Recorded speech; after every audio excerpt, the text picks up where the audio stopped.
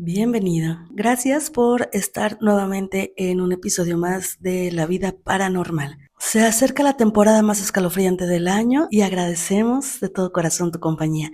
Recuerda que si quieres escuchar solamente historias de terror, puedes ir al canal @La Vida Paranormal, así lo buscas en la barra buscadora de YouTube y ahí te va a aparecer el canal donde solamente subo contenido de terror. Yo soy Mandy y el día de hoy escucharemos un relato que seguramente nos pondrá a pensar si acaso después de la muerte nuestros seres queridos descansan. Esto es el relato de Yolanda y se llama La despedida de papá.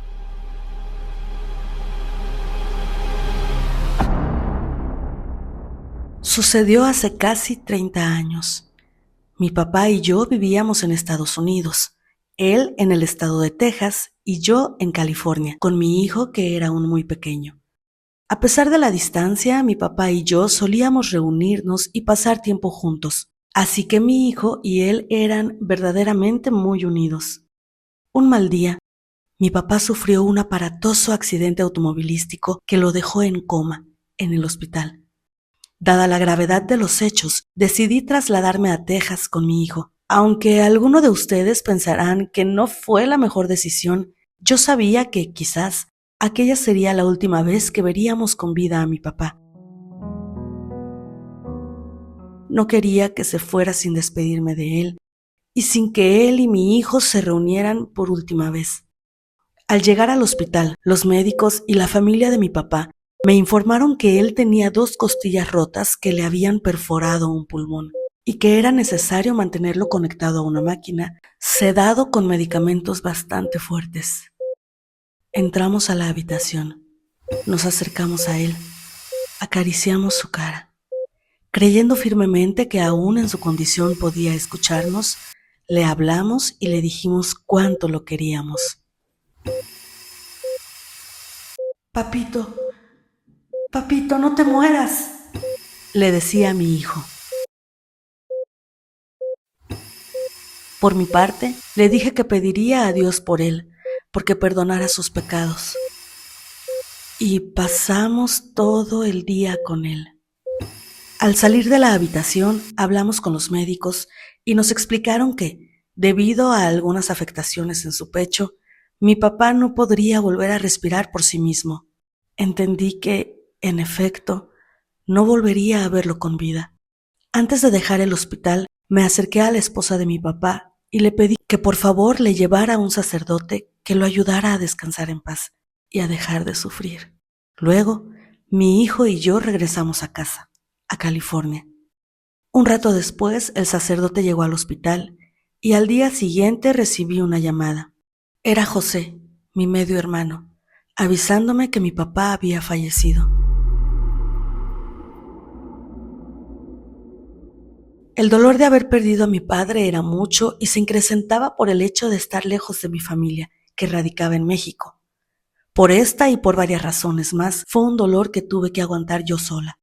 Aproximadamente un mes después, José volvió a llamarme para contarme los detalles del sepelio de mi papá.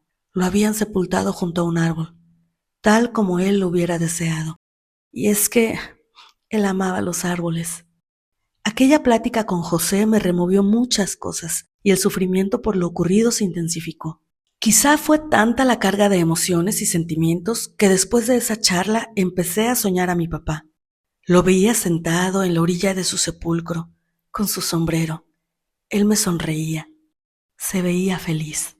Un día, siguiendo mi costumbre de revisar el cuarto de mi hijo antes de dormir, abrí la puerta de su habitación y estando parada desde ahí, mientras lo observaba dormir, vi cómo el colchón de su cama se hundía, como si alguien se estuviera sentando en él.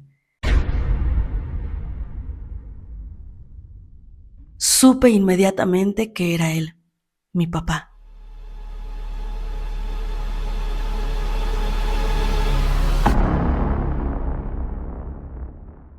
Esto sucedió 3 veces más, una de ellas incluso estando yo sentada en la cama de mi hijo. Sentí cuando el colchón se movió y se hundió un poco. Esta vez se estaba sentando junto a mí.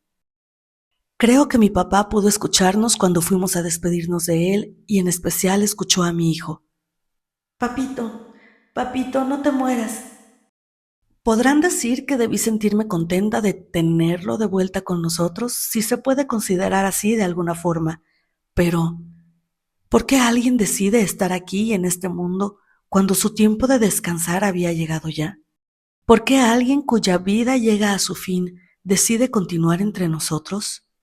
Para mí, y por la forma en que sentía la presencia de mi papá, aquello no era nada bueno. De alguna manera supe que mi hijo estaba en peligro. Así que decidí hablar con él, con mi papá. Papá, yo sé que tú estás aquí. Quizá quieres llevarte a mi hijo. Tú sabes que él es el único tesoro que Dios me ha dado y sabes el trabajo que me costó tenerlo. Quiero que te vayas a descansar, papá. Seguiré rezando por ti, por tu descanso eterno. Pero por favor, no vuelvas a acercarte a mi hijo. A partir de ese día, no volví a sentir ni a notar su presencia en aquella habitación.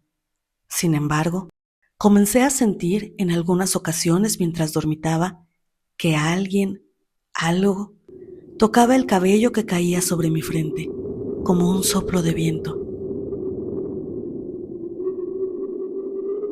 como una caricia, suavemente acomodando mi cabello, que, aún al día de hoy, sigo sintiendo de vez en cuando. Muchas gracias por haber llegado hasta el final de este relato. ¿Qué harías tú si te encontraras en una situación igual? ¿Será acaso que aquello que viene a visitarnos después de la muerte de un ser querido es realmente esa persona? Nos gustaría leer tu opinión en los comentarios. Recuerda suscribirte, activar la campanita de notificaciones para que YouTube te avise cada vez que subimos un video nuevo. Yo soy Mandy y te deseo una escalofriante noche, porque la vida puede ser más paranormal que normal.